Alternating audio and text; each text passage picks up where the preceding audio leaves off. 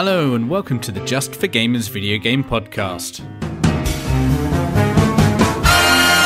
Episode 188, Afternoon Delight. In this week's episode, we're still in Red Dead mode. Woo! JfG Ash is a bit ill. Boo! JfG Alex loves racing IRL and in VR. Yeah. Is that IVR, I guess? Ah. There's news about how all publishers are douchebags. And finally, Pokemon is out, buddies. Woo! Woo!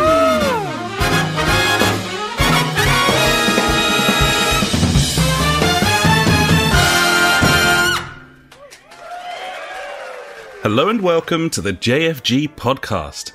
This is episode 188. My name is Alex and I'm joined as ever by my good friend Ash. And Ash, what time do you call this? It's just a little after lunchtime, a bit of afternoon delight, buddy. Fucking afternoon delight. I've just been at the rush to the shop because I didn't have my beer provisions in for the podcast yet, and got myself some tomato soup with some crusty bread, buddy. And now I'm sat down. It's a chilly, rainy, autumnal afternoon, and we seem to be recording the podcast. How are things where you are? Yeah, pissing it down outside. I'm all kinds of ill at the moment, which is loads of fun. So yeah, I'm not at work, so I thought I'm going to want to sleep later. So might as well get this out of the way now before the kids get home from school and shit. I think this is the first podcast in the 188 that we've done after this, obviously, that I'm not drinking alcohol. I just got a cup of tea. I mean, you've had a good run, and you could always drop a bit of whiskey and the gin in there, buddy. That's true, I could, make it a bit Irish-like. Yeah. Other than that, buddy, as always, feeling good on a Wednesday. Sparkling thoughts give me the hope to go on. So, yeah, it's not been a great week for me. Most of it, like, the kids were ill. The beginning of, after last pod, like my youngest went to nursery on Friday. She had to come home because she was ill. Then the missus was ill over the weekend. I'm like, sweet. I'm looking forward to getting this. You know what's coming. Yeah. Yeah. So yeah, like woke up Monday morning. I was just like, no, just no, not happening. So that's it's been good for me. So I've just been lying on the sofa with a toddler running around, and I've just been playing Red Dead pretty much a week. So nice. That's been nice video games wise. Health wise, not great. Yeah, so illness sucks balls, as everyone knows. Apart from that, buddy, a few things happened this week. My second daughter, so I don't know, my oldest daughter then, I guess, the middle child, decided to knock over her apple juice and spill it all into my computer, which I was happy about. Yeah, that was nice. Fucking hell. Cleaned it all out. I was like, well, just looked like it landed on the motherboard because the top of my PC case is like, what's the thing with holes in it? My brain, like a mesh kind of thing. Right, yeah, space for the outtake and the intake. Yeah, of air for fans and shit. So obviously the juice went in through the top, and the graphics card is horizontal, where the motherboard is vertical. So the graphics card took the full force of the apple juice. Shit, man. Unfortunately. That's so game over for that. I think that thing is toast, which is a shame. But luckily the PC is still working. I'm using it right now. I'm not in the kitchen as well. I'm at my desk, this is really nice. It's comfortable. Yeah, a lot better than usual, yeah. Yeah. So I'm just glad that I didn't upgrade my graphics card earlier in the year like I was thinking of doing. Well, you were looking at 1070s about 6 months ago, and that thing would be dead now. So, that would have been probably a bit of a blessing. That would have been ball bags. What else happened? Fireworks happened. Gunpowder treason and plot and what have you with Guy Fawkes. He's dead.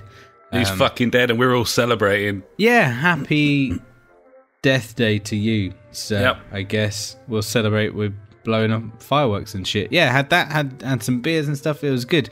had lots of fun. This was the first year that all three of my kids really enjoyed it, which was good. I didn't have to sit inside and be like, yep, there's fireworks going off out there and I'm not watching them kind of thing. So that was cool. And then finally, buddy, I've been fucking about with the Switch this week. Just because RetroArch had its official release a couple of weeks ago. I think I reported on it. Meaning there's loads of like emulators on there. So I got that up and running. In the meantime, I upgraded my SXOS to the latest beta version, which is like 2.21. And this allows you to have a thing called... It's not technically EmuNAD or NAND even, which is like an emulation of it, which is what loads of consoles and things have used previously to get the latest firmware without upgrading your own kind of thing. This is like... Right, yeah. This is... it splits the base... like hard drive capacity into sections or however much you want. I gave it like 20 gigs.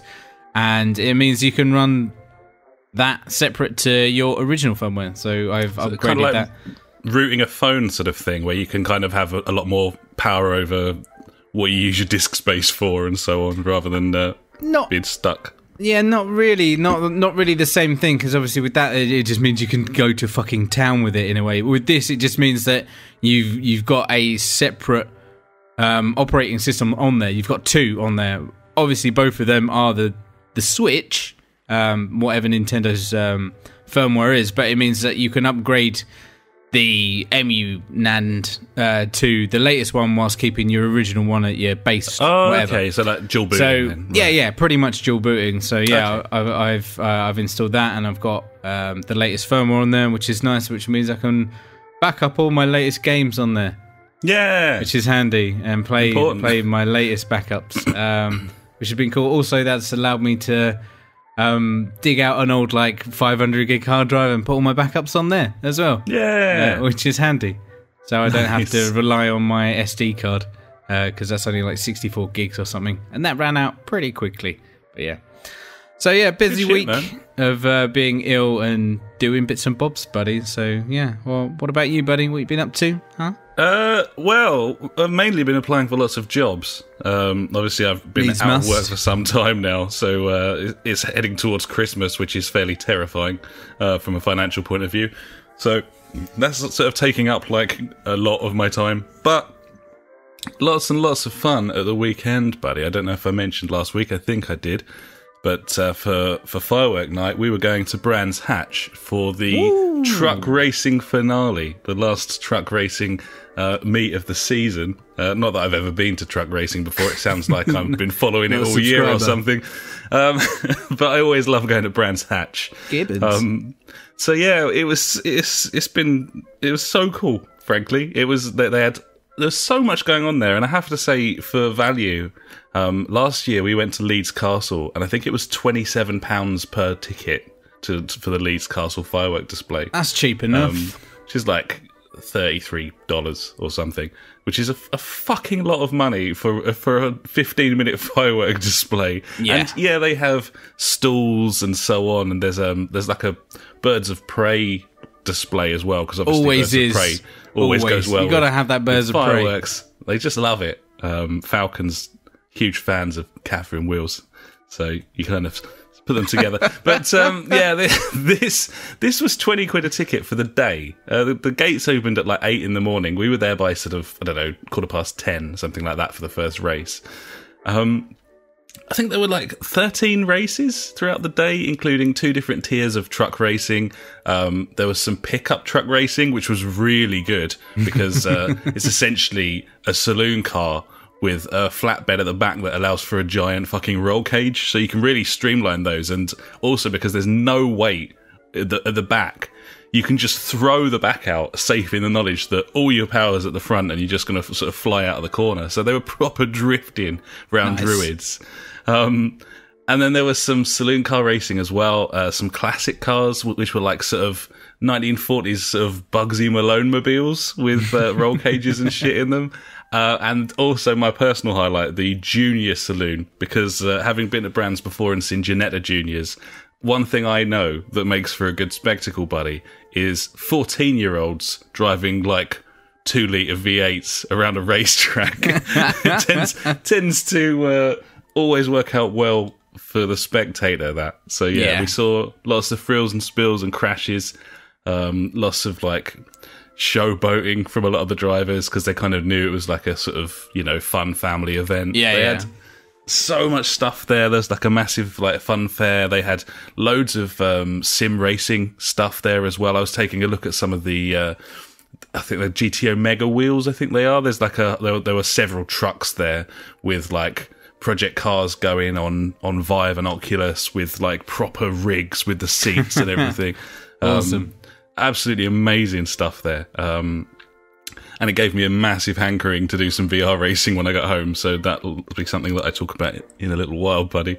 But yeah, like mega great on food. Like they had all sorts of fucking hog roast stuff, fried chicken on an ice cream cone, buddy, if you fancy. Obviously. I like it. Yeah. Yep. And then culminating in every single truck that raced for the whole day going out with its full, you know, when you're driving down the motorway and you see them with their like all their LEDs and everything all around the back and their logos. So they parked the entire field of all of the racers around the whole of Brands Hatch and lit them all up. So the whole track was from the grandstand. It looked like you were looking at a track image, like a 3D track image before a race or something, because you could see the whole outline of the track in lights. And then they had this whopping great firework display, which was definitely one of the best I've ever seen. Genuinely incredible firework display, like really, really loud. And all of that for £20 for the whole day. That's what you want, buddy. No birds of prey there. It's fucking awesome. What a great day. The weather held as well. It was like 14, 15 degrees and sunny all day, so it was like completely fine.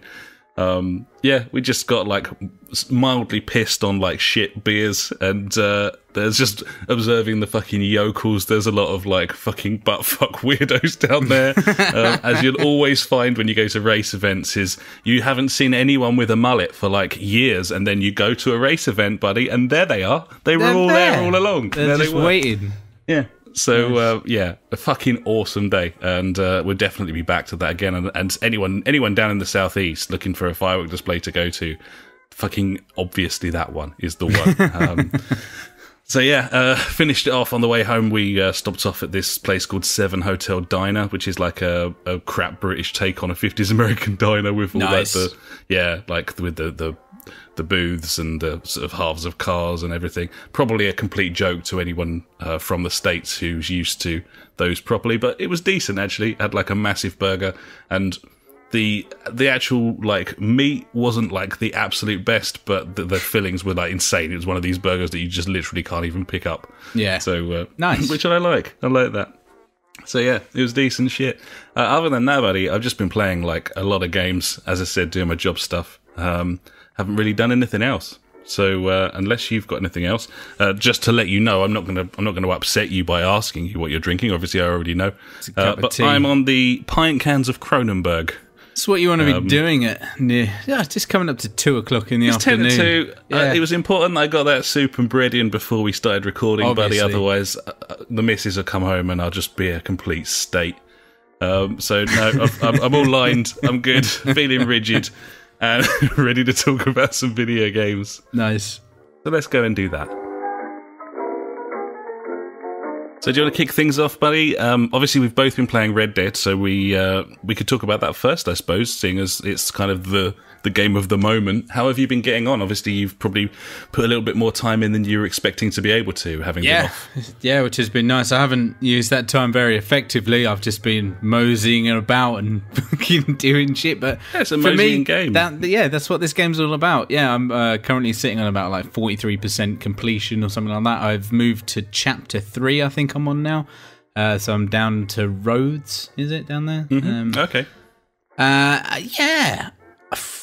What do you want to talk about? I mean, really, this game's awesome. It's a lovely change of pace to a lot of games that I've been playing recently.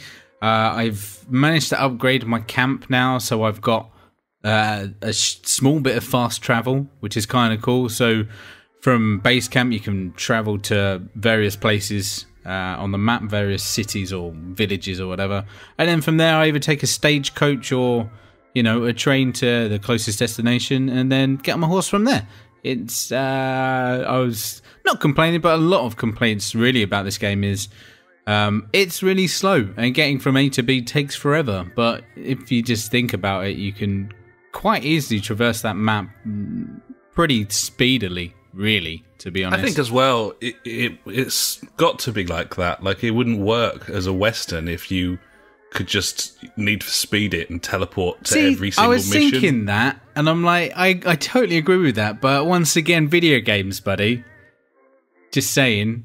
No, but this isn't a mechanics problem, this is a mood problem. It's supposed to be presenting you with this vast, like, untouched landscape, and if you're never even going to see any of it, it has to make you take expeditions. That's like part of being a cowboy is riding for a set period of time between places, and the sun coming up and the sun going down, and setting up camp by the roadside and everything. Like, I think that the pace of it, how slow it is in comparison to a lot of other games, and that goes for the like amount of stuff to do as well. Like, I'm not saying there isn't enough, but it's very spread out, and kind of you only come across it at certain times.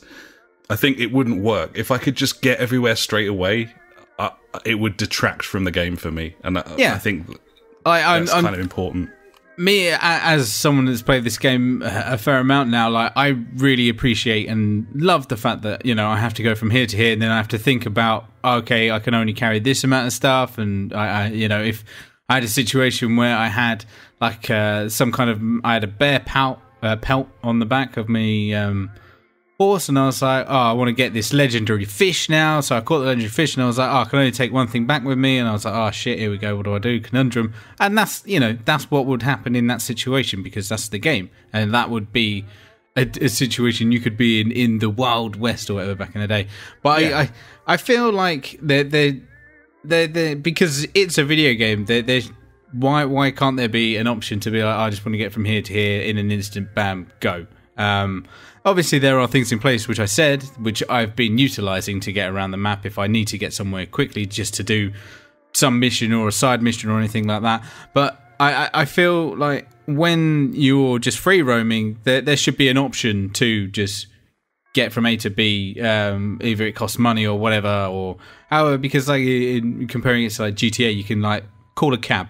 You get in the cab, and then you can quickly cut scene it. Obviously, you can't just call a cab in the Wild West. That'd be stupid. But just saying, you could get on your horse, and then I don't know, it costs like so much food or something for the horse to get from A to B. Now, I think that during missions and stuff like that, I feel that's kind of where you do get that experience of riding your horse from A to B a lot more. I just think why not put that kind of thing in there, and people can utilize that if they want? I don't know. You're totally like, we're coming from it from different angles, I think, and I think that a lot of people would definitely agree with you. It's probably a more popular opinion than my one.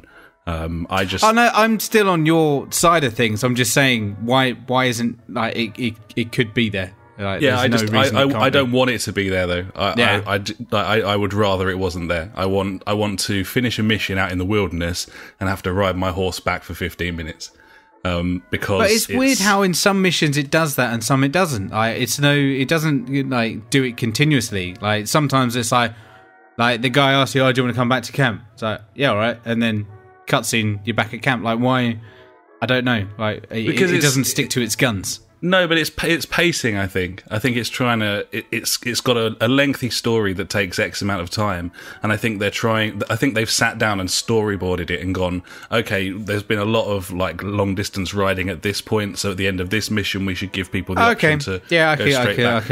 It's trying to keep it moving along or not moving along too quickly. I think it's trying to pace itself. Like, as you say, would it detract like from anything at all if you could just like teleport places for money?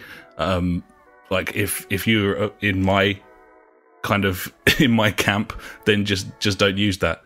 So I can kind of see where you're coming from there, but I don't want that in there, and I think I think people should be made to to trot about and look at it. I'm cool with so that. that's kind of the way that this game it treats its map and the mood that it creates. It's just fucking amazing, isn't it? Like, it's made me want to go out into the wilderness. It made me want to learn how to ride a horse. Like, it just, honestly, it creates this amazing feeling going around this map. I love the diversity in the map, and it doesn't feel like it takes too long to get from, say, a hustle bustle, city to out in the sticks, like to the swamps, to like where the hillbillies are, to like the farming countries, up into the mountains. I feel like it's laid out really, really well, and the diversity of the locations are absolutely incredible. It's incredibly impressive what they've done there.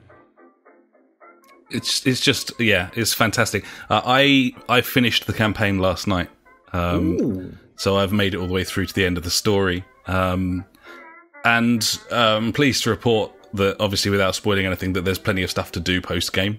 I think everyone kind of already knew that. But also, one of the things that was kind of impressed me is that there's a fairly sizable chunk of the map that is at no point used during the story. Yeah, I was going to say, is it the full right-hand side? Sort of bottom left. Oh, is it the bottom left that you can't see? Because I'm looking, I've been doing a lot of the legendary hunting, like getting all the fish, getting all the whatever animals and stuff like that. Got myself a legendary beaver the other day. That was nice. Nice, like that, and so I just wanted to spoil the whole map, but when I was looking at the legendary fish map that you get through a side mission, I don't think this is a spoiler. If you want to catch the legendary fish, you need to do a side mission before you can actually catch them, because there's a little mission that says, oh look, there's a massive fish, so I spent 2 hours trying to catch it. I was like, this is bullshit. Went off elsewhere and I met this dude, and he's like, oh yeah, I'm a fish collector. I'm like, that's weird. And, he's like, oh, you can buy these special lures now. I was like, oh, okay, that's why I couldn't catch the fucking fish. So that, like, it would have been nice to be told that. That's kind of annoying, isn't it? Yeah, because the NPC that you're with at the time, he just says, oh, you need some better bait to catch them. And that's bullshit. But then it could have had a tooltip pop up there where it's like, you require special bait from another mission to do this. Yeah, it's exactly. Done that in other because situations. Then I was like, I went to the bait shop and bought everything then. I was like, I tried everything. I was like, this isn't working. I was like, oh. But anyway, there's a little tip there if you want to catch some legendary fish. Go and do that side mission, or just Google it and do the side mission and then have at it from there. It's really cool. I like how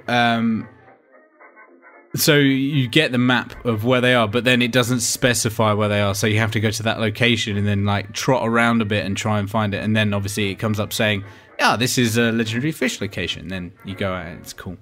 Yeah. But yeah, a lot of my time is just spent doing loads of side missions, helping out people on the side of the roads. The prisoner that I help escaped, he came back to me and he had his chains on again. He was like, oh, sorry about this, mate, again. Can you let me out? I was like, all right, fuck it, why not? Go on then. But yeah, I don't know how much. I think I've done quite a lot of side stuff. My save game is, I think it's 89.5%. It's on. Jesus. So I think I've done a hell of a lot. Whether there's some stuff that I now can't do because of the way that the story went, I'm not sure. Yeah, I believe there are some missable side quests and stuff like that. So I'm probably not going to be able to 100% the thing, but that's okay. The thing that's most impressed me about the game is the pacing of the story, and that's not just a sort of track back to what we were just talking about with the fast travelling. It's the actual story itself. I think it's paced really well.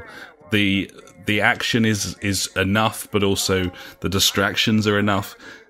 The way that it goes off on a tangent, but then sort of comes back round.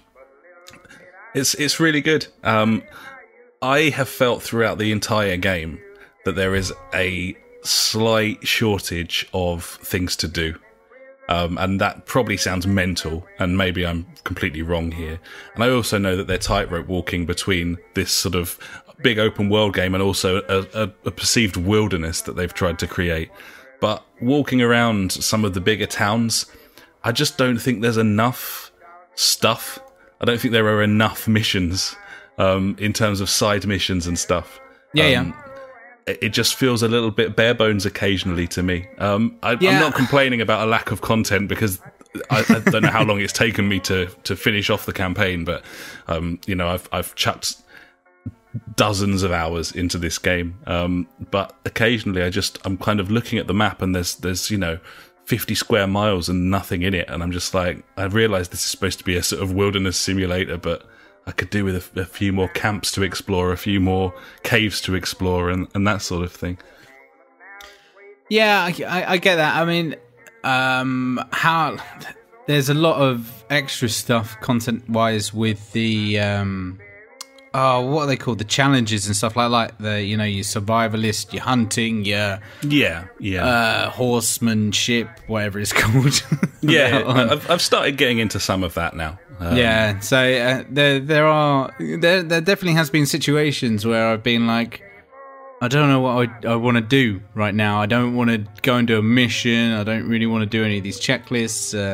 Can't really be asked to go and scoot about and do bits and bobs. It's I don't know. It's a funny one. There has been situations where I'm just like, no, I don't want to do anything right now. Certainly in that major town, I just think there should be more to do there. It's in the Saint-Denis? Yeah, there should be more to do there. I go barely there, to be honest. I'm hoping that the storyline kind of takes you more into there. Yeah, it does. It does. You'll be there loads of the time. Yeah, but every time I'm there, I'm like, for such a hustle bustle place, there's nothing there really to do. And compared to a lot of the other villages, places or whatever, everything's so spread out. Your saloon's up there, the post office all the way down there. I'm like, why would I go to that place if I want to hit up the barber and do all my other shit? Kind of thing. I mean, all in all, one thing I will say, again, this isn't a spoiler at all. I was incredibly surprised by how much game there was left. When I got to a certain point, and I presumed that it was basically the last mission or two, and then there were 30 more. So I was very surprised by that. I loved the way that it wrapped up. I thought it was absolutely fantastic, and I don't know if we'll maybe do a mini spoiler cast at some point in the future, because I think it's a sort of story that deserves it. The biggest problem that I have had with this game, and it's hard to decide how important this is, but I'll just go with it anyway. The biggest problem with Red Dead Redemption 2 is the fucking stealth mechanics. Because it's always been an issue with Rockstar games. So. I know it has, but they've been working on this for a very long time, and the fact that it's always been a known, spoken about issue, and they still have done nothing about it, I find incredibly annoying. Because you've got these perception cones on the map now, so you can kind of see where guards and stuff are looking, but there's no consistency. I was doing a mission the other day where I had to sneak into a camp and pick something up, and there were maybe 7 or 8 dudes, a couple of them sitting by a fire, a couple of them patrolling, and so on. There was no consistency as to when they spotted me. On one of my runs down the hill, I was completely in thick undergrowth, and the dude just gets up from the fire and just fucking headshots me. There's no way he could see me. Another time, I literally sprinted down the path beside the camp, and none of them saw me. The cover to cover isn't consistent. Sometimes they'll see you, sometimes they won't. And I used this particular mission as an example of how inconsistent it is, because I basically created a new save and then ran that mission 10 times, doing different things every time. Yeah. And doing each thing that I did the same twice, and constantly getting different results. Sometimes they'd clock me, sometimes they wouldn't. Sometimes I'd be right behind them, and then suddenly they'd just spin round. Another time, and this is a big problem as well, I threw a stick of dynamite right over in the corner, miles away from me, threw a stick of dynamite like 50 yards from the camp in the hope that all of them would run towards it. And be like, oh, what's that? Every single member of the camp waited for the explosion over there 50 yards away from me. They all came running straight at my position behind a rock, and they just all gunned fuck out of me and killed me. And that is not good enough, man. No, like, what did they hear the dynamite whistling through the air? Like, they heard the trajectory of it, and like, it's just not cool. Science says he's behind this rock. The reason it's an issue is it wouldn't be an issue if you didn't have to use stealth, or if stealth wasn't a major part of the game. But there are dozens of missions where it wants you to stealth it, and yet the stealth doesn't work properly. You can never tell whether you're in cover or not. You can never tell whether you're going to be seen or not, or what people will hear. You know, like I dropped some geezer with a bow on that camp mission. We were 100 yards away from the camp next to a fucking waterfall. And I headshotted him with the bow, and it was a perfect shot. He fell into the water and disappeared over the waterfall. The whole camp heard. Like, they all came running. Another time, I killed that dude with a shotgun, and no one came running. So it's done on proximity rather than properly programmed. Yeah. And it's annoying. And I'd like to know if it's as annoying to other people. I get that it's always been a thing with Rockstar games, but I don't really think it's good enough. If you're going to have stealth missions as such an integral part of the game, stealth has to work as well as like the first Splinter Cell, for fuck's sake. So that's my biggest qualm with it. So much of the other stuff's brilliant, but apart from that though, it's important. You know, everyone's like wanking off over this thing. It's important to highlight problems if there are. That, like, the other thing, as I said before, how linear those campaign missions can be. That's probably the other thing that I'm not so keen on. Yeah, how basically, directed the way that it barks orders at you. Yeah, exactly. Get on horse, go to rock, stuff like that, where it'd be nice if there was a little bit more sort of ambiguity there so that you could kind of choose what you want to do. Yeah, and maybe tackle missions in the way that you want to, rather than being told exactly what to do. But it's a design choice, and they're curating a story. And saying that, sometimes they do give you an option. Like I was doing one earlier where I was with Lenny. We had to raid something, and he was like, "Oh, do you want to send Lenny in to do a distraction, or do you just want to shoot fuck out of him?" Kind of thing. Yeah. And I can't really bark on about how I don't like it, how it's not so sort of freeform, and then also go on about how well I think they've like curated the pacing of the story, because you can't really have the two things side by side very easily. You need to make the players do certain things to keep the story moving at the pace that you want it to, and that's one of the reasons the game works so well. So Givens. Just one more thing. Earlier I was just moseying about at night time on my horse, and I saw all these flames in some trees. I was like, oh, something's going off over there. Went and investigated. There's a load of KKK having a little meeting. And I was just sitting in the bushes, and I thought, oh no, I'll just walk up, and they're like, hey, yeah. And then they set the big cross on fire, and some silly stuff happens, which was funny. Ends up in a bit of a fisticuffs with the main guy. Obviously, I laid the beat down, and then picked him up and put him next to the burning cross and set him on fire. Nice. I did wonder if they actually talked to you if you walked straight up to them. I was hiding in a bush nearby and just plopped a stick of dynamite right in the centre of that circle. They all killed all of them in one stick of dynamite. And then I thought, hang on, there might have been like a side mission or something I could have done there. So it's very fun how it lets you kill people. It is. The way you I had can one earlier. Passers-by. I was in the swamp. I just went up to say, hey, guy. He was just having a little camp out, and he just was like, fucking get out of it. I'm like, all right. And then he just started shooting, so I was like, right, lasso, got ya. Picked him up, chucked him next to an alligator, and I was like, just waited for like 5 minutes, waiting for the alligator was just circling round him and round him. I was like, I'll just leave him. I'm sure he'll disappear at some point. There's so many things to do, and it's just fantastic. It really is such a good game. It's a wonderful game. Absolutely brilliant. And as I said, we'll probably do a little miniature spoiler cast, like a half-hour thing or something at some point. Sounds good. Where we can have a little chat about it. Yeah. But for now, we should probably move on, buddy. So what have you been playing solo this week? Not solo. I've been playing it with the kids, buddy. It's a Super Mario Party, and if you've ever played any kind of Super Mario Party, it's that game. There's loads of mini games, and there's loads of stuff to do. It's really fun. They've used the old motion controllers in the Switch cons, or whatever they're called. What are they called? Joy-Cons. Yeah, pretty well with different kind of things to do. There is one really fun little mini game. It's a baseball one, and it's displayed as do you remember Scrimble Scramble kind of thing? Oh yeah, so it kind of looks like that. So it's like a 3D board game kind of thing that's sitting there in a square, like a whatever it's called, a diamond. There you go.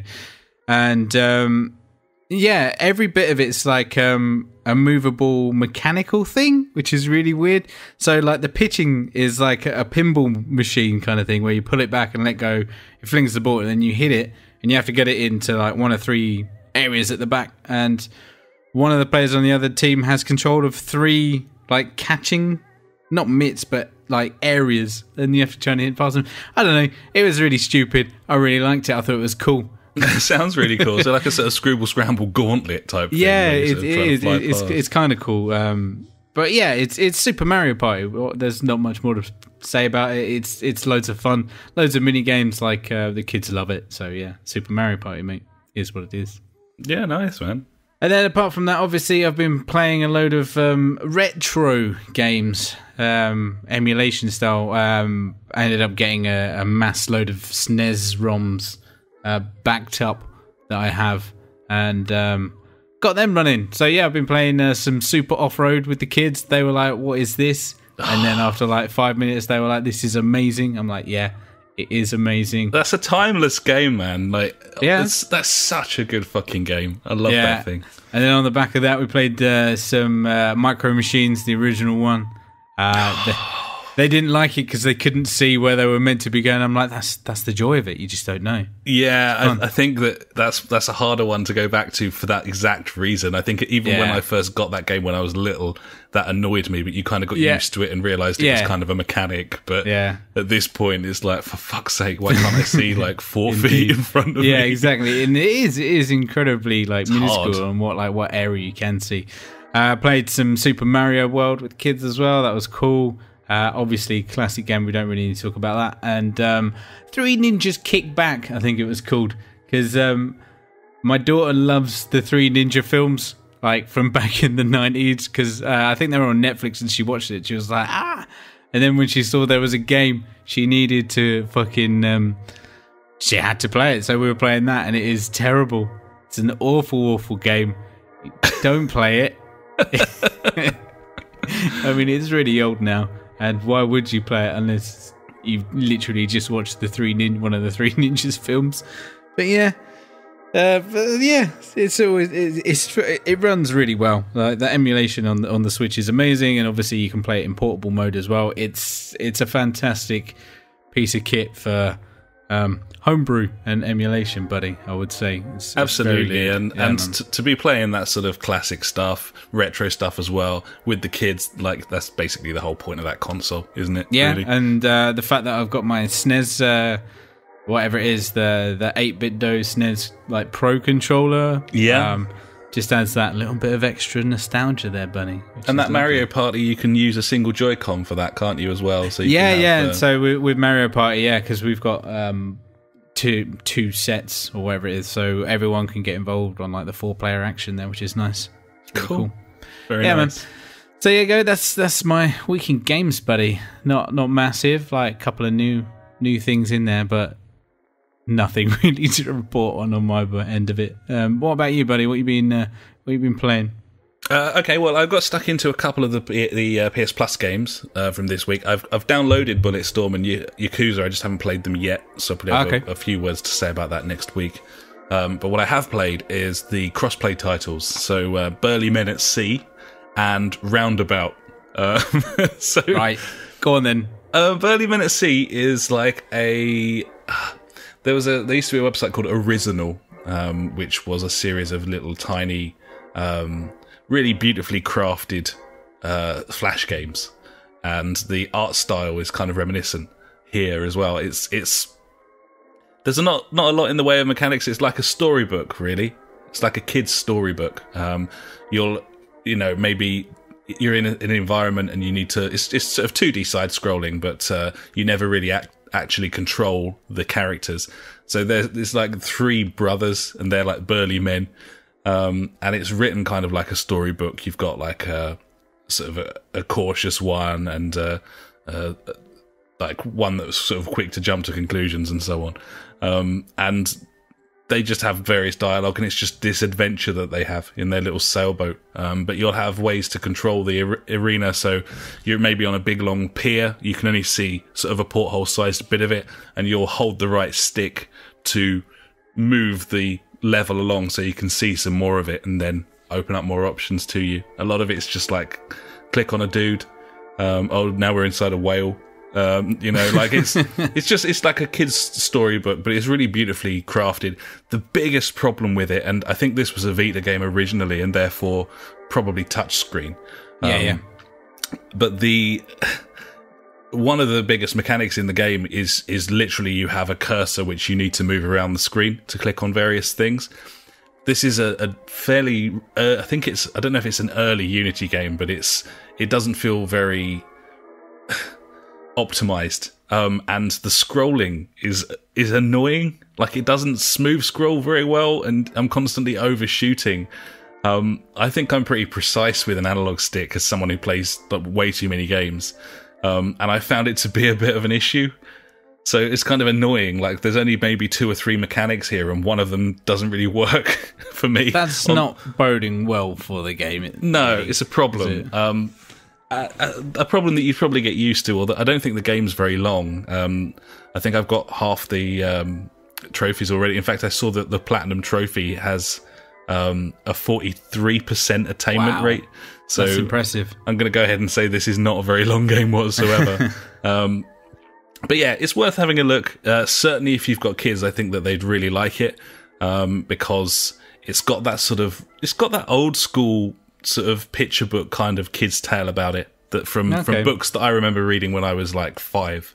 It's very sort of Certificate U, and it's just a lot of fun, but it's also quite funny, and that sort of is always helpful for adults playing something with kids, because it keeps them kind of entertained.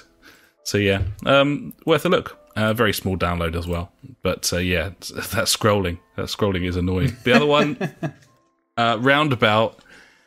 Do you remember this coming out? This game, I think it was near launch of the console that it came out. Do you remember anything about this? No, it doesn't ring any bells whatsoever. Okay, so this is top-down Crazy Taxi, but you're in a limo that is constantly rotating. Yes, I do remember it now. Yeah. And all of the fares that you pick up are live action video FMVs. Of course they are. With terrible, like, really low budget actors, or like the kids of the developer or whatever, but in a really funny way. Like, it's really shit, but it's supposed to be really shit, and it works. But yeah, the bottom line here is this is kind of like a sort of mobile game, really, where you sort of top down, sort of 2.5D environment, and you're in a spinning limo which you have to navigate between trees. If you're going to go around a roundabout, it is spinning at all times. You can't stop it, but you can get power-ups that let you change the direction of the rotation. It's really addictive, if I'm honest, and the cutscenes are very funny, and these two things combined, like, it's a very simple mechanic that's just done really well, and it means that a lot of these sort of PS Plus just chuck in crossplay titles and so on that you normally play for. I usually play for like half an hour, and I'm like, no, I'm done with this, and delete it. That's fucked. Yeah. That did not happen with this. I was playing this for over an hour, and I'm looking forward to playing it again. So yeah, nice. It's a good fun little puzzler, because it really is a puzzler rather than a driving game, because you I was going to say, because it's time all about movement. Yeah. It's cool. So yeah, I'll have some talk on Bulletstorm and Yakuza next week. But as I said before, buddy, the other thing that I've been playing a fair bit of is some VR racing. It's been a little while since I'd done that. I'd been playing a lot of GT Sport outside of VR because the VR element is time trials only, essentially. Yeah. And went to play GT Sport VR and found that there was an update. That update, by the way, was 10 new cars and the Barcelona Grand Prix circuit. So this thing just keeps getting better. Yeah. I really couldn't recommend GT Sport enough. It's fucking fantastic, especially, as I said before, if you haven't got a wheel. But it's good on a wheel as well. There's so much content here now. They just keep chucking more and more at you, and it's all free. So it's some of the cars are priced very highly, and you would probably have to grind for credits to get them. But all of the track content and all of the sort of base cars and everything, it's all there for free for you. Well worth a go. And Catalonia's a great circuit, and it's really fun to drive like a VW camper van around it. But there we go. So yeah, that was still downloading. So you know that fucking thing that PlayStation does where it downloads the file and then copies it forever. And then copies it, and then awesome. So annoying. It is dumb as fuck. So I thought, oh well, I've got the wheel out, I've got the VR out, I need to play something, and I'd completely forgotten that I had Drive Club VR. So I thought I'd fire that up, and I had such a good time on Drive Club VR, and I'd also forgotten that it's the whole game, so it's got multiplayer. I was playing multiplayer races.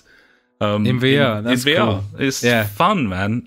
Some of those circuits are really good, and graphically, it's not the best because it's doing so much with the hardware, but you get used to it very, very quickly indeed. And there's a couple of cars on there I found that are just so much fun. Basically, in VR, anything that's open topped is fucking fantastic.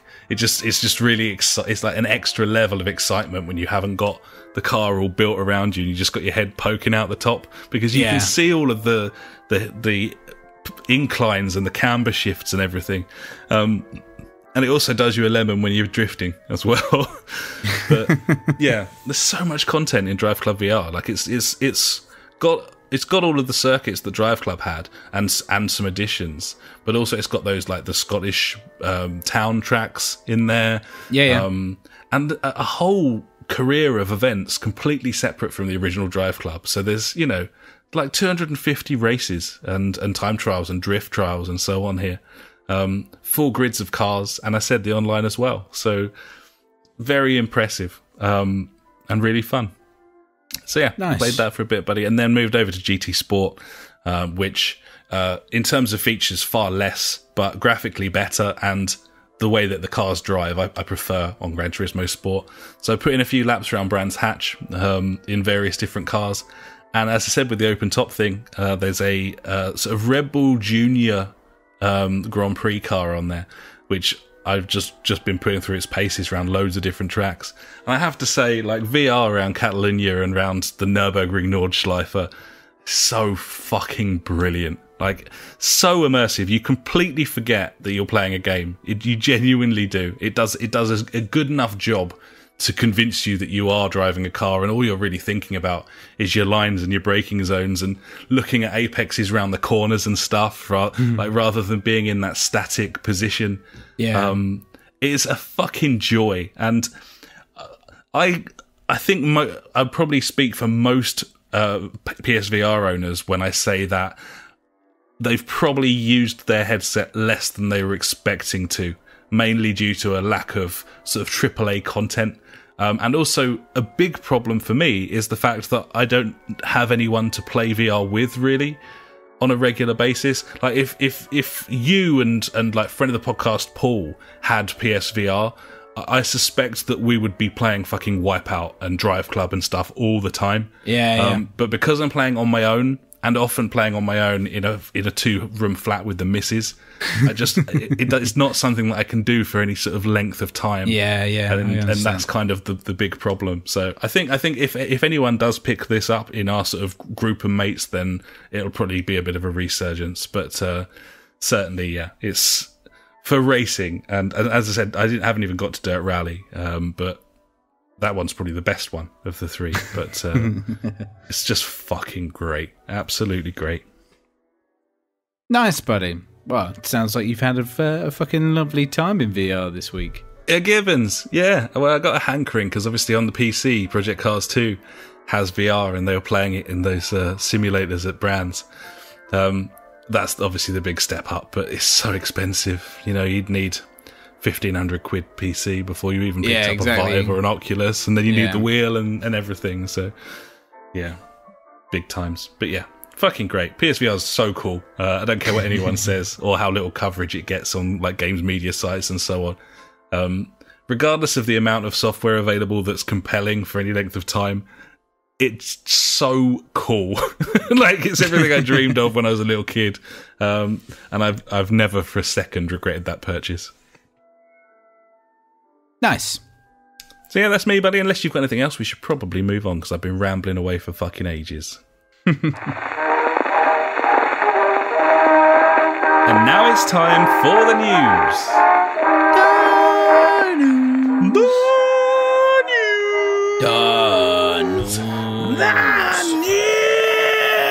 Fucking news.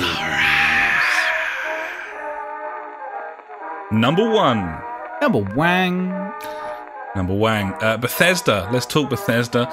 In typical shoddy game engine fashion, they've become synonymous with bugs, glitches, and shoddy game engine at this point. And the fact that they've been using the same engine since, what, was it before Oblivion?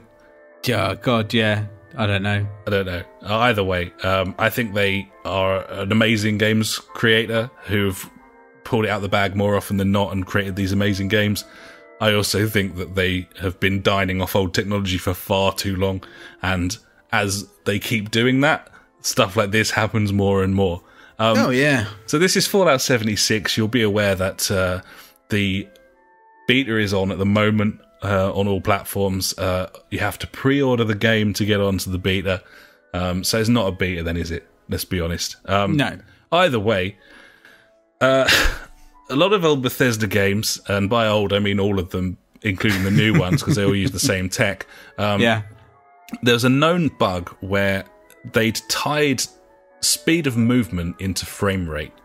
And this wasn't an issue because they locked the frame rates in their games, even on PC. But if you could negate that, if you could get that frame rate up, then you'd be able to move faster. And it was kind of game breaking. Well, it appears that is exactly what's happened with Fallout 76. Well done. Some cheeky hackers have found that by changing a couple of lines of code, you can disable VSync entirely, which lets you run the game really, really fast, and therefore you can run about really, really fast. So, yeah, if you can force the frame rate up, you can run at the speed of light, fire off your weapons, even weapons designed to have a slow fire rate, almost with like a sort of turbo button feature where, you know, because the game's running so quickly, you can just, destroy everything. Bethesda says that they are aware of the bug, but it won't be fixed until the game launches, and the game only has public lobbies at the moment, so all of the people on the betas are finding that every lobby they join, there's some fucker in there running about at the speed of light and murdering everyone instantly, and there's no private options, so no, obviously nor can they go offline,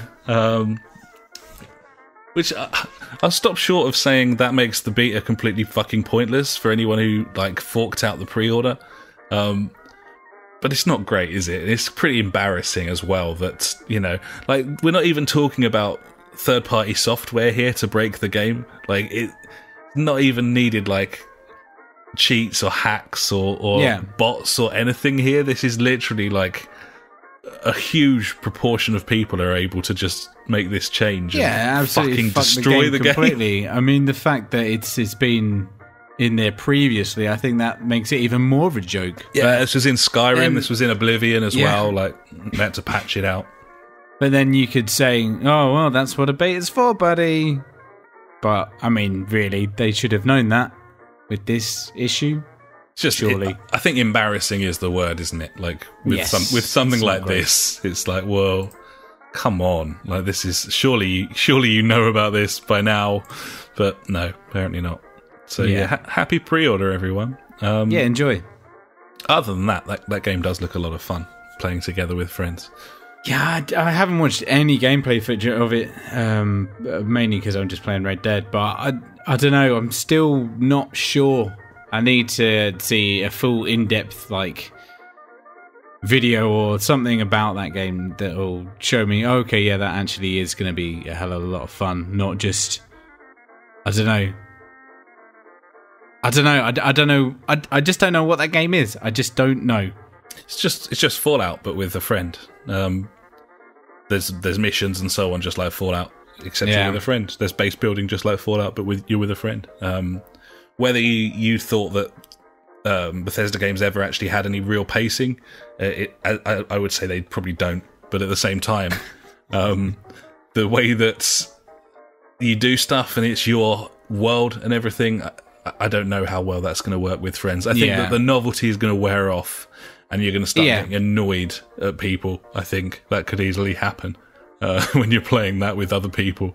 Well, it's like a lot of the time, like bringing it back to like Minecraft, obviously, that's a game that we played a lot with friends, and it has building mechanics and crap in it. And what we'd be doing, we'd be building something together, then we'd split off and do something on our own, then we'd come back and do something together. I mean, I guess if it's something like that, then it could be a lot of fun. But I don't know. I just want to know what's in this game that there's to do. I don't know. I guess it just means that I have to look into this game a bit more. That's all. I mean, there's plenty. Obviously, like it's one of the most streamed games at the moment, and there's videos of it all over the place. I've been watching the Yogs play through it a little bit, and to me, it's just Fallout 4. But you can play it with other people. Obviously, that's a massive thing. But it feels a little tacked on to me, and I wonder if the novelty would wear off relatively quickly. No. Having said that, the thing I'm most excited for right now is Red Dead Online. So, definitely. I can't wait for that. I don't know what I'm talking about, perhaps. But we'll see. We'll see. We move on to number 2, which is... the obvious thing that was always going to happen. Treyarch and Activision has patched in a horde of microtransactions to Black Ops 4 because that's the new policy, isn't it? Release it, get it reviewed, and then chuck in all the anti-consumer stuff afterwards when it's too late to bring it to the attention of anyone reading reviews. I bloody love it. Yeah, good stuff. All items are cosmetic, buddy, so you count yourself fucking lucky. Having said that, I don't know. If we live in a world where folk are stupid enough to buy a digital hat for 80p, then maybe it's harder to blame publishers for taking that 80p. I don't know. I don't know. The cosmetics thing, I find it annoying more than a hindrance, because I find that it's all well and good having it as only cosmetic and therefore not affecting gameplay, allegedly, but then you'll have some sort of XP leveling mechanic in the game which is tailored towards that sort of free-to-play marketplace, and that can affect the game, and that can affect your progression, and whether you feel like you're getting your money's worth as someone who's just bought the fucking game and wants to play it. So that's the thing now. Obviously, like, everyone's putting free-to-play marketplaces in their games, and having pushed too hard with loot boxes, they're sort of going, look how brilliant we are, but actually they've jumped 2 steps forward and 1 step back, and they're still fucking you. It doesn't feel like they're fucking you as hard because they were fucking you harder before, and then they got in trouble. So, yeah. In other Black Ops news, folk are still moaning about the 9-bang, which is like an extremely powerful flashbang that is the scourge of the online multiplayer at the moment. It's been nerfed twice in patches by Treyarch. People are still moaning about it. Yeah. It's stemmed a series of pretty fucking funny memes of people getting flashbanged and popping up in like different games and stuff. One I saw the other day, which was pretty good, was someone they stuck this thing together. Someone gets like flashbangs in Black Ops 4, and you get it fades to white and everything, and when it comes back, they're in Black Ops 1. They flashbanged back to the original game. Nice, it's classic. It's like that GTA one where they're on the beach with like the DeLorean with the mod of the DeLorean, and then they hit like 88 or whatever, and the sparks come out, and then they come back in there in like GTA San Andreas or something like that in the DeLorean. Classic. I love shit like that. Oh man, I have to say, by the way, talking about going back to previous games, I am pretty sure I'm going to play through the whole of the original Red Dead Redemption, the original Red Dead Redemption, buddy, not Red Dead Revolver. Thanks, buddy. Thanks. Because I really want to play that now. Now that I'm familiar with all these characters and this being a prequel, I want to play the next one and see what happens. So yeah, buddy, get it done. I mean, that thing never goes down in price. It's normally around about 9-10 quid disc version, even pre-owned. Can you get it on PS4? I don't think you can. I mean, I'm talking about 360. Right, I'll get it on Xbox, yeah. Yeah. I don't think you can get it on PS. I think it's on PS Now. Yeah, I was going to say. Yeah, PS Now. But PS Now, yeah. Either way, I'll wait till I've got an Xbox. You've probably got like a month free subscription you could use. Just fucking use that, mate. That'll do you. That's not a bad shout. Yeah. I'll have a look in that. So yeah, this flashbang is still a bone of contention. Treyarch has now removed it from Blackout completely. I wouldn't be that surprised if they removed it from the game completely in the coming weeks, but we shall see. Yeah.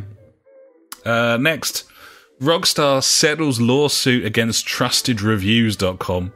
The site posted the original leak of the Red Dead Redemption 2 back in February. A leaked document with lots of information that was accurate and some that wasn't, but almost all of it was. Rockstar and Take-Two at the time threatened legal action. I don't understand this, really.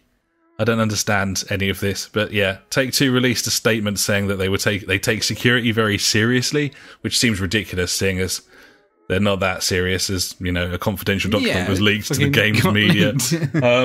Also, it's rumoured that the document arrived at lots of different games publications, all of which decided that they would, I don't know, too scared or sensible. I don't know how you see this, but they decided not to do anything with it. So, yeah, basically what's happened here is a document from Rockstar has been leaked. A alleged news publication in Trusted Reviews, and I think I'm being generous there, have reported on it, and Rockstar and Take-Two have taken legal action. I don't know under what grounds. I don't understand how. So this seems to me as though there wasn't a case here, and it's one of those. And obviously, our friend of the podcast, the Octopizzle, will probably be able to clarify this for us. But it seems to me that basically Take-Two have just taken action here, knowing that if the whole thing went through a massive, lengthy legal battle, that they would probably lose. But they've got all the money on Earth, so they don't care. So they've gone for it anyway. And Trusted Reviews have yielded, essentially, as far as I can tell. Trusted Reviews is a UK site, and as I understand it, they could have challenged the suit with like a public interest defence. Because essentially this is fucking video games, and it seems baffling to me that a court would uphold like any sort of like, I don't know, like, it's not confidential, is it? It's details about a fucking video game that were leaked by the business themselves or people within it. Yeah. So yeah, Take-Two has an unlimited amount of money. They would have arbitrarily fought this indefinitely. So Trusted Reviews bailed on the thing. So they've thrown their weight around like a fucking playground bully. Of course they have, yeah. Having said that, though, and this isn't being widely reported, but I've done a little digging myself, buddy, almost like a journalist, but... Journalist, yeah. Actually someone just drinking Kronenberg on their sofa at 2:30 in the afternoon on a Wednesday. Trusted Reviews... a lot of people have been like, oh, Trusted Reviews, poor little guy, they couldn't fight it and so on. They're only a little company. They're not a little company. They were a little company, but they are actually now owned by TI Media, which is the British wing of Time Media, as in Time Magazine, which is owned by the Meredith Corporation, which is the largest magazine company in the world. Their annual turnover last year was $16 billion. So... they could have fought it if they wanted to. Yeah. Obviously decided not to. So the result of all of this, Take-Two instructed the £1 million legal settlement be paid to a selection of charities to try and take the edge off the fact that they've just stifled one of the rare occasions a games journalist actually did some journalising. Yeah. So yeah, there you go. I don't know what you make of all of this. Yeah, baffling. It's basically the whole of the games media is in the pocket of the publishers because they're funded by the publishers through ad revenue. Yeah, of course they are. And need the publishers to play ball with review events, early access to games, and so on. The publishers and developers have the games media over a barrel. And as such, like everything you read is probably either biased or has been influenced by some higher power inside or outside the publication. So they're constantly making sure the line's towed, and it's just games media is just like another wing of advertising for a lot of these video games. That's how it kind of feels to me. Yeah, it clearly is, isn't it? I mean, they're the ones putting out all the reviews and stuff like that, and yeah, that's an advertisement in itself, really. And then you've got all the add-ons and stuff like that, like through YouTube and God knows how many different outlets now. So, if anything, they've got their hands in more pockets or fingers in more pies than they used to back in the day when it was just literally a games magazine. Yeah. I think there's an inherent problem as well with the fact that there isn't actually enough news. Like, if you were treating your games website like a proper news publication where you're actually going to be doing proper journalism, there isn't enough. No, there aren't enough stories each week to post stuff each day, but you have to post stuff each day because you need ad revenue to survive. So yeah, inevitably 90% of your content's therefore going to be puff pieces, opinion pieces, and essentially fucking glorified adverts. So the only way you can really win is by posting like a weekly blog, and then how are you going to monetize that in any way, shape or form? So yeah, I don't know, mate, I'm trying. He's having a go. It's all fucked. It's all fucked. But yeah, that's pretty horrible, and I think that's going to have put the wind up a lot of games media as well. Like even games media that has traditionally maybe gone over the line. That Eurogamer have leaked stuff before, and Kotaku and so on. Everyone's going to be shitting themselves now. With Take-Two having done this, and Trusted Review have done the media no favours whatsoever in just fucking forfeiting like the that. only way that I can see is to do it is leak it under some sort of alias in some random like Reddit thing, and then report that. on that. Yeah, exactly. Then you're safe because you're not the one reporting it. It's come from an unknown source, buddy. Yeah, it's true. A very reliable unknown source, or whatever. It seems part of Take-Two's alleged case, and by case I mean fucking shambles against Trusted Reviews, was that they were trying to suggest that it shouldn't have been published because it hadn't been verified. Which is ridiculous as well. That's retarded. It's all bollocks. Journalism, it is what it is. It's all bollocks. I mean, what it's there for. Some charities have got some money, and that is the only good thing about this whole story. Yeah, the whole rest of it just fucking stinks to high heaven. So yeah, of course it does. We shall move on, buddy. Givens. To something similarly annoying, but not quite as important. Civ 6 is releasing on Switch on the 16th of November, and it does not have any online multiplayer. Brilliant. So this hasn't been reported. I think they were just going to fucking keep stum about this. But it went onto the store page and said players 1 to 4 and didn't have the online features, and someone spotted that, at which point 2K verified their publishing on the Switch, verified that it won't have it. But there's been no press release saying that it's not going to have online. I guess they just thought hopefully everyone would just buy it and fuck them.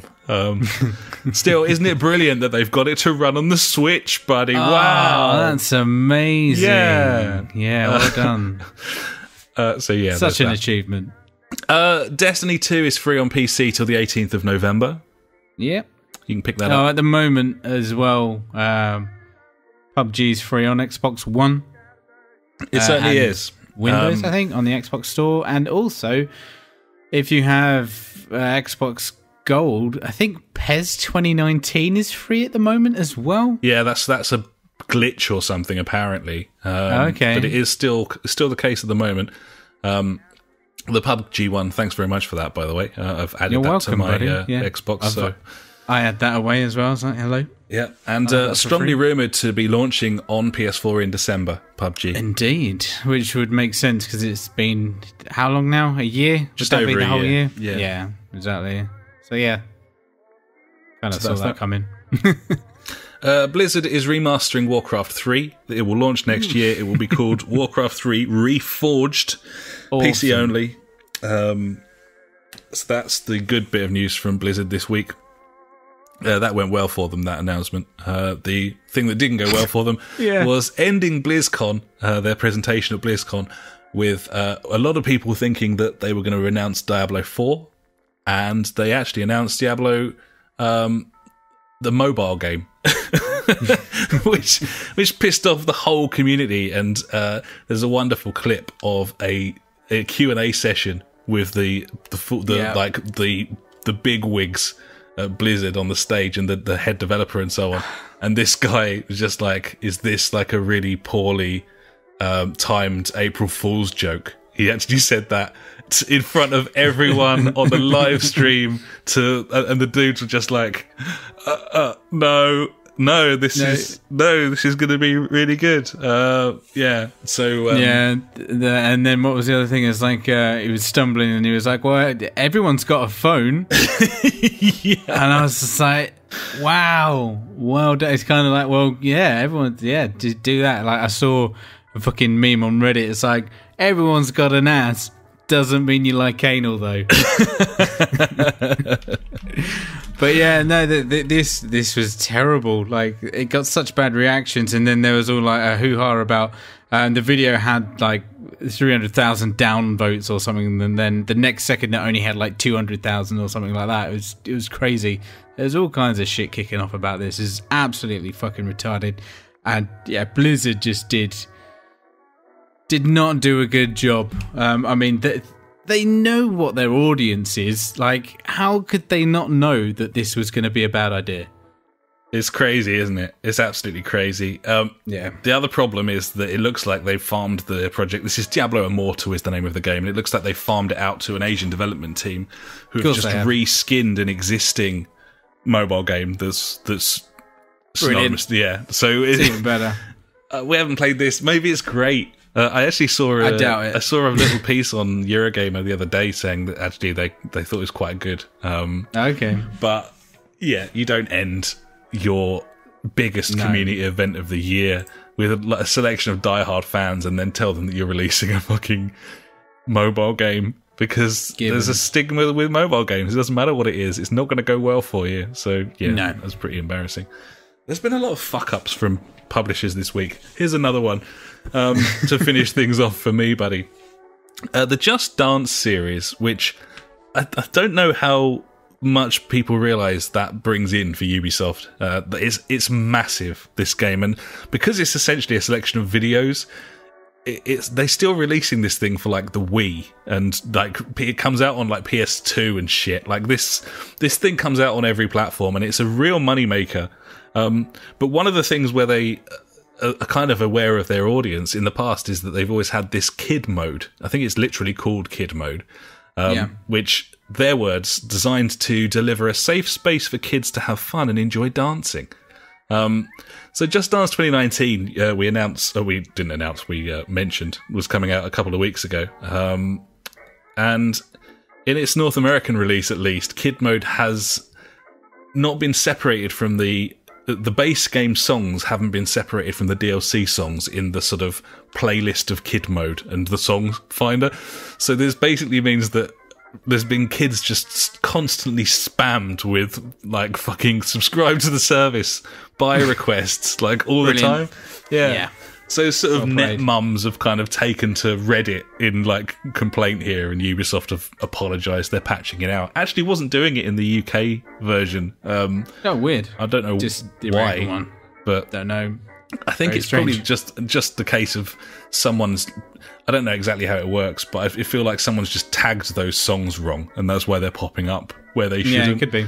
But yeah, it's just kind of embarrassing for Ubisoft that there's like this woman was mentioning her 6-year-olds playing on there, and it just keeps coming up asking this 6-year-old to fucking subscribe to the Just Subscribe Dance now. service. Buy now. Buy, Yeah. buy. Buy me. Yeah, so there you go. Bit of a pasting for a lot of publishers this week. Oh, they've done good there, buddy. Gibbons. And that's all my news, buddy. So I think it's probably time to hand over to you for my favourite section, and I'm sure the listeners as well. And that, of course, is Ash's News Favourite Things of the Week. If you like news but hate information, you have found the right place. Ash's News Favourite Thing of the Week. Cheers, buddy. Only 2 things on the list, and they're both massively retarded. Going back to BlizzCon. They're releasing a cereal, an Overwatch-themed cereal called Lucio O's. There you go. It's going to be available in the States. It's Lovely. got Lucio on it. They're probably like circles. I don't know, O's in it. There you go. Okay. That's what I want. And then finally, buddy, this week, I noticed this on Eurogamer. A fire-breathing Spyro drone is flying across America to deliver a copy of Spyro Reignited Trilogy to Snoop Dogg. Of course. So this started off as the Snoop Dogg tweeted or sent a tweet out saying, "Yo, my little nephew Spyro the Dragon looking straight. Bring me that new Spyro Reignited trilogy." So obviously they were like, "Oh, let's get on this bandwagon with Snoop Dogg," and he said on its way. And there's like a live tracking website. You can see where it is. It's like stopped off and set some things on fire because this thing breathes fire, you know, like it does. And there you go. That's fucking retarded. You're welcome. That's the world we live in. Yeah, it is. Enjoy. Yeah. So there you go, buddy. That's my stupid news this week, buddy. I hope Thanks you so enjoyed much, buddy. I did enjoy that. That was your news. Before that was my news, buddy. And, of course, that was the news. And now it's time for Out This Week. Let's take a look at some games coming out this week. Probably filled with microtransactions, loot crates and pay-to-win mechanics. Because fuck you all. Fuck you all. Fuck you all. Fuck you all. Buy our shit. That's out this week, buddy. We got some stuff out this week. Got some things out this week. One of them being Spyro Reignited Trilogy. That's on its way to Snoop Dogg. Yeah, and my console as well, I'd imagine, because the missus is quite insistent here. This was one of her favourite games. Enjoy that. We've got another Crash Bandicoot going on. I can see. But hey, what can I do? It's fine. I've got a missus who not only lets me play games all the time, but often plays them with me. So That's true. if she wants, you know, one game or 2 games a year, then rude not to. So Well, yeah, be picking that you up. could say no though. Be like, I why? could say no. Why? Probably won't go down especially well when she's our only source of income at the moment. But Well, yeah, I it's could probably give it a bad go. idea then, yeah. SNK 40th Anniversary Collection arrives on Switch, if you care about that. It's 40 years old. It's 40th Anniversary Collection. Fallout 76 arrives on PS4, Xbox One and PC on the 14th of November, at which point people won't be flying around like retards, I guess. Maybe. Underworld Ascendant arrives on PC. This is kind of a big deal.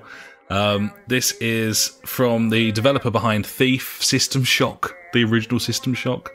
Worked on loads of stuff. And this is a first-person RPG sequel to the 1994 game. And it looks cool. It looks really Nice. quite cool. So it's probably one to look at. I didn't play the 1994 game. It was Ultima Ascendant, I think it was. And this is the sequel. Or Ultima Underworld. Old selection of games. But yeah. Warren Spector and Paul Neurath are the creative minds behind Ultima Underworld series. As well as I said, Thief the Dark Project, which was a banger. And lots of other good stuff as well. So worth a look. Underworld Ascendant. That's out this week. We've also got... Was it a Kickstarter game?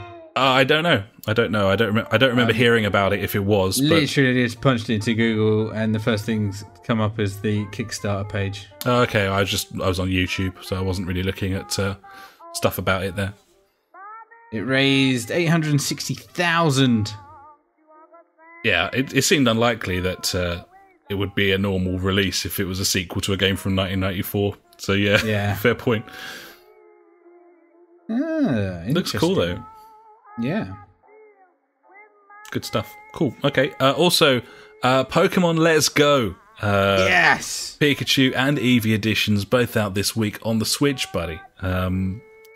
Is that going to be a Christmas present for the kids, that one? I'll be getting that day one. You're just going to pick it up. No problem. Pick it up. We've also got Civ 6 coming to the Switch, buddy. Isn't it amazing that they got it running on there?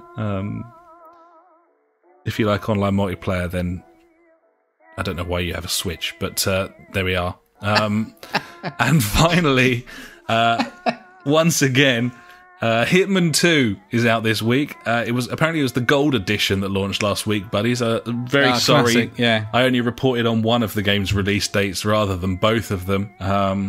So yeah, Hitman 2 is actually out this week. I want that game. And that's out this week.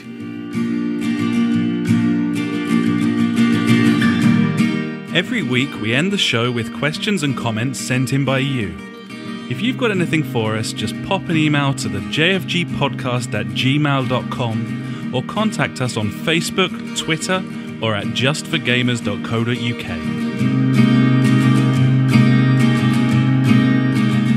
And now it's time for JfG Street Beat. You got a question we want to know. Street Beat. Facebook, Twitter, we're on them all. So hit us up and be on the show. Street Beat.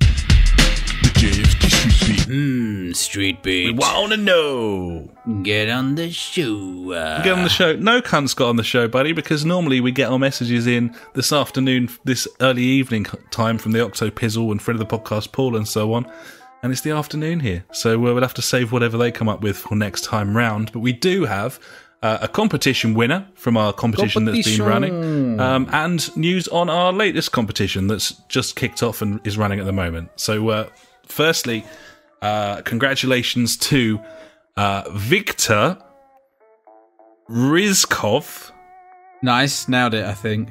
Victor Rizkov, who has won a copy of Staxel. Your Steam key will be winging its way over to you shortly. Congratulations. We had a fair few entries, didn't we, on this one as well? Yeah, I've knocked him down to like every 2 weeks. We're doing a new competition now, but yeah, they're coming in thick and fast. I think we've got like over like 100 followers on Twitch now. I think nearly on Twitter we're nearly up to like 200. So it's doing the job, buddy. We're getting the numbers in, and hopefully then people will be like, oh, there's people to like listening to these guys. Maybe not. Yeah. Who knows? Well, I mean, as soon as you're in your new place as well, we can start doing the live streams again for the actual podcast. Yeah. And fucking looking forward to that again. Do some more streaming of the games. We're streaming a lot of Red Dead Online, I believe. That's probably going to happen, I would say. Yeah, it's definitely going to happen, buddy. It's gonna Absolutely. be fucking sweet. And yeah, we've got, as I said, we've got a new competition running now. If you want a copy of Little Nightmares, then head over to the jfgpodcast.co.uk and you'll find a link down the bottom there to the latest competition, and you can enter it on Old Gleam. So yeah, thanks so much to everyone who's entered, especially those who entered who actually listened, and and yeah, get on that, buddies, for more free games. And obviously, as usual, a massive thank you to friend of the podcast JJ for continuing to forget to cancel his humble bundle and therefore bombarding us with Steam codes, which we can. I feel like he's I think the last time he said something, he's paused it now, so we might run out at some point. But I feel like we'll be all right. He'll unpause that at some point, and we'll get. We'll be fine. We'll be fine. Yeah, it'll be fun. I nearly picked up the PS4 one the other day. I think it was like £12, and I was like, ooh, but they were really shit games. So I was like, that's no point. Yeah, we'll work it out. There's plenty of ways to get codes and stuff, and little sub bundles and stuff we can do. So yeah, it's going nice. It's good stuff. Gibbons. So I think that'll about do us, buddy, for episode 188. of the JfG podcast. The time is 2 minutes to 3 on a Wednesday afternoon. Nice. It is horrible outside. Yeah, still raining.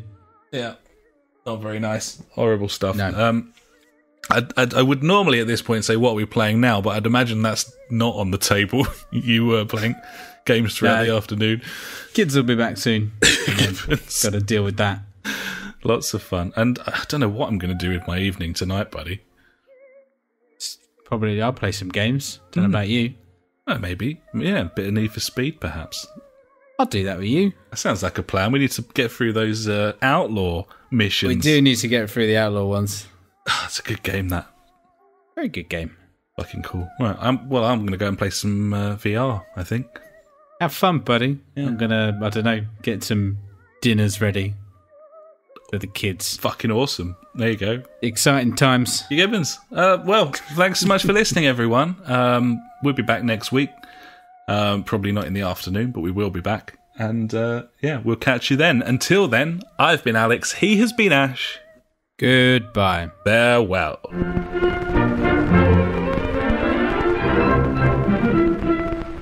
You've been listening to the JfG podcast with Ash and me, Alex. You can find us at www.thejfgpodcast.co.uk, where you'll also find our Discord and Street Beat if you want to get involved with the show. Our Facebook is /the JfG podcast, and our Twitter handle is @the JfG podcast. We're on all those video streaming sites too, buddies, from TubeTube to twitch.tv /the JfG podcast to mixer.com, aka beam.fucking-pro. We've got a PS4 community you can join. Just search the JfG podcast on there.